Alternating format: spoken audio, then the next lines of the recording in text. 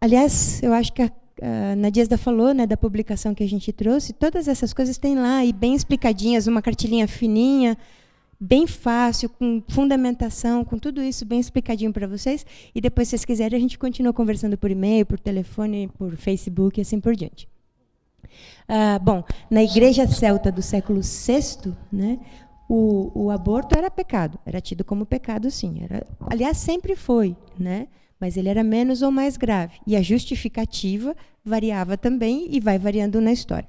E aí, olha só, o aborto era pecado, mas ele recebia pena mais branda do que a adivinhação, por exemplo. Vejam só, e hoje é um crime, né? As assassinas bárbaras que matam o feto indefeso. E aí a gente escuta que sempre foi assim, desde o começo, né? Então, a gente podia, então, ser mais honesto e dizer, mudamos de opinião, tivemos uma revelação, e não é o que acontece. Acho que sou eu, né? Bom, por favor. Tem pergunta da internet. Opa, vamos lá. Já tem 216 pessoas que curtiram. Bacana. E tem 43 pessoas acompanhando. Oi, pessoal. Abandonar o filho é menor do que o aborto ou entra na classificação de abortar? Abandonar. Boa pergunta, né? A pessoa que tem um filho e abandona o filho, ela recebe a mesma pena? Ela vai para o mesmo grau de pecado? O que vocês acham? Vocês, olha, acho que não, né? Abandonar um filho... Depois que procriou e pôs no mundo, se vira, né? Ele já tem alma, já tem tudo, né? Já tem tudo, que ele que se vire, não é? Gente, a gente não... veja bem, vocês veem uma condenação tão violenta, reiterada, insistente, em relação às crianças abandonadas passando fome na rua? Alguém aqui vê? Em relação à igreja fazendo isso? Não, a gente defende o feto, e a mulher pode morrer, o feto tem que sobreviver e nascer, mas depois que nasceu pode deixar sem comer, né? Pode deixar debaixo da ponte, pode deixar ser abusado sexualmente, inclusive, bom, não vamos entrar nessa questão, que é provocativa, mas, né? Claro que não, né? Abandonar, tudo bem. Nasceu, o importante é nascer, né? Claro que é pecado, é considerado pecado. Se for falar com o padre, diz que é um pecado abominável, mas incomparável ao aborto. Tá, mas depois tem o destino, não tem essa história do destino? Depois Deus cuida, não é isso? Não, dentro da, né? Dentro da lógica, acho que é cristã, não é isso? Né, É incongruência igual, não é? É a mesma maluquice do discurso que você estava querendo. Esquizofrenia. Né? Então, quando a gente pergunta, quando a gente fala, precisa dar pão para as crianças, né? Dizem, a gente é santa. Quando fala, por que as crianças não têm pão? Vocês são comunistas. Não é? É isso aí, né? Ai, bem no meu joelho quebrado. Oh, meu Deus. Mas é isso aí, né, gente? Então, a gente defende um princípio abstrato, com todas as forças, mas depois a gente deixa essas pessoas à míngua, morrendo na miséria. Eu não vejo a luta por igualdade para todas as pessoas, para as pessoas terem direito, acesso, que a gente não tenha mais pobreza, que a gente não tenha mais miséria, né? Que a gente não tenha criança abandonada na rua. Eu não vejo uma luta tão intensa e violenta desta hierarquia, tá? Especificamente desta hierarquia, como a gente vê com a condenação do aborto. Evidentemente que a Igreja Católica e muitos componentes, muitas pessoas que integram, inclusive, a hierarquia, têm essa preocupação e lutam para a igualdade de todas as pessoas, né, para que a gente não tenha ricos e pobres miseráveis, mas, de fato, para essa hierarquia, não é a mesma coisa. Só porque você falou aí que não sei o que é comunista, então é só uma frase do Dom Helder Câmara. Exatamente. Né? Exatamente. Ele dizia isso. Se eu cuido das pessoas, se eu dou pão aos famintos, me chamam de santo. Se eu pergunto por que os pobres não têm pão, me chamam de comunista. Dom Helder, exatamente.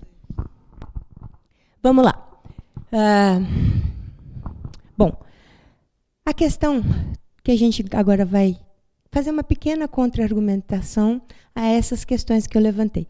tudo isso que a gente está falando ainda de uma maneira incipiente, superficial, porque a gente tem pouco tempo, enfim.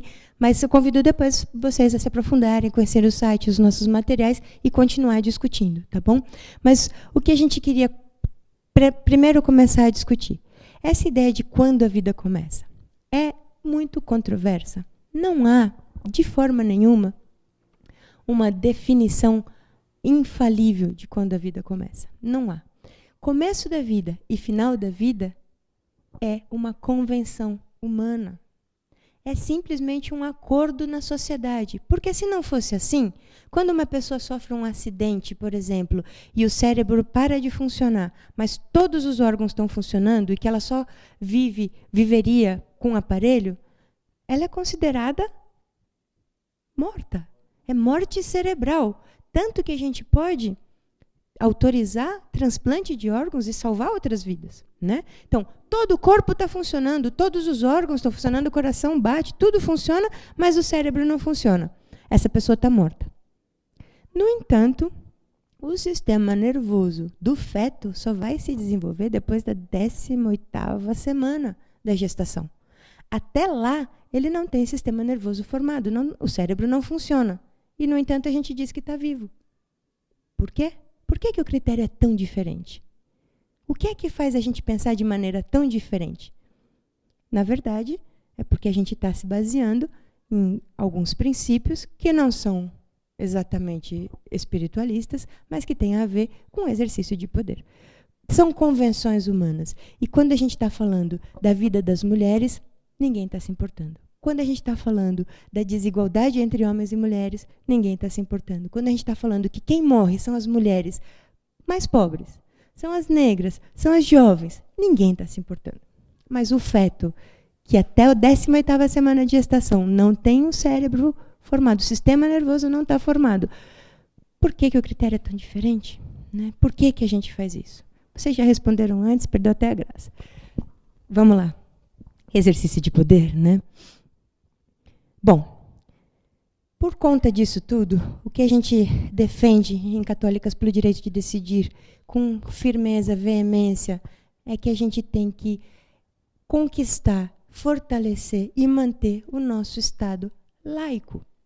Se eu quero defender a minha crença, a minha religião, a minha espiritualidade, a minha fé, a minha igreja, eu tenho que defender o Estado laico.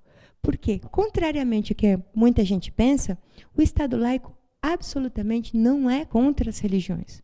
É só com o Estado laico que a gente garante a liberdade de crença e de fé para todas as pessoas, né?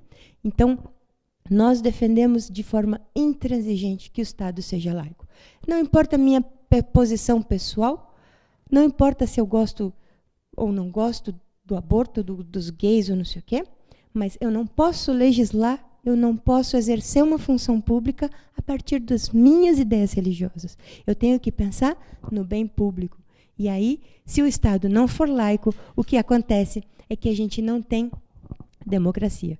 O Estado laico é a única maneira que a gente tem de defender o direito de todas as pessoas. Aí todo mundo fala, poxa, mas espera aí, democracia não é o governo da maioria?